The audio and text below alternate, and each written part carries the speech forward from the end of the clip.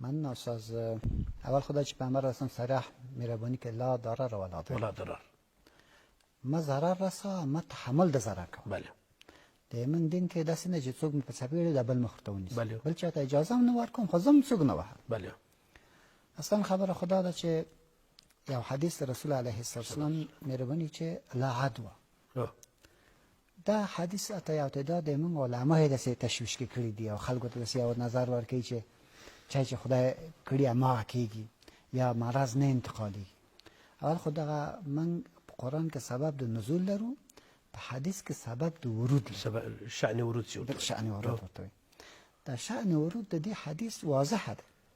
مشرکینو داسې تحلیل کوه چې دغه بوتان چې دي که د دو رضایت حاصل نه که دا مرض ته انتقالي او تصرفات ټول د همدوی سره دي.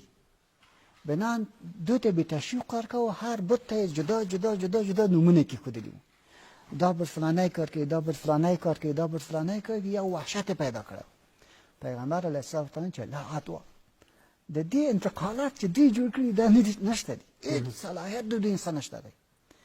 بیا چون دا قضیه په اول د حدیث کې ده، په آخر د حدیث کې دا بله شی ورته راځي چې کوم ځای کې تاسې هلته وبا درلودل نو مه داخلېږئ او کوئ بیا لكن د العدوى تفسير ايش کړی عین تفسیر کړی دی.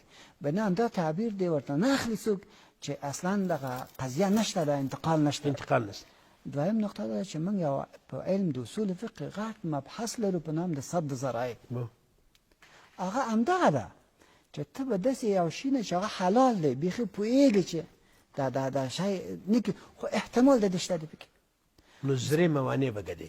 بالکل که صد ذرایع په اوسنیو شرایطو کې د غټې غټې موانع سیمتي سي دي دا به ورته ګډې سي وایرس رانه زرې موانع نو چې کله ورته یو موانع همدا چې کور کې اوسېږه. بله.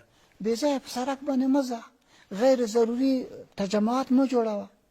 دا په خاطر چې دغه مرض کیدای شي انتقال شي ورته، کیدای شي اونده. او جناب معین صاحب خطر په دې کې دی چې دا ډاکټر صاحبان چې دا داسې بد مرض دی څوارلس ورځې ستا په وجود کې شته دی، ته پرې خبر اصلا نه یې. یو که ته خدای نخواسته راوځي به بیا به د کنټرول نه وځي. ما د خپل دوستان ته دا ویل، د مسجد کې مې دا خبره وکړله چې ګوره ورونه اوس خو ځان ډېر راته متقي ښیې او هر چا راځئ خدای مهربانه ستړي مه شو کو بس بې تفاوتي کوو. خو کوم څوک په من کې مړ شه زه به تاسو وایم چې اوسئ ته د جنازه وکړئ، جنازې ته بیا نه راځئ. د انځل خو لا پرېږده، بیا هغه وخت کې مې ایمان زه وګورم چې څونه دی. نو د دې په خاطر باندې موږ ته ضروري ده چې د خپل قضایاو ته جدي ملتفت شو او تقوا په معنا د رښتینې باندې واخلو. رښتینې باندې واخلو. هغه عام د خدای اوامر ځان ته متوجه کړو، هم د خدای نه طلب د کمک وخوړو، هم د ډاکټر صاحبانو توصیې چې موږ د بدن په خاطر باندې ضروري دي هم هغه باید حفظ کړو. بې ځایه تعبیرونه او بې ځایه توکل ته ونه اړوو، بل عاقلها ثم تتوکل علیها.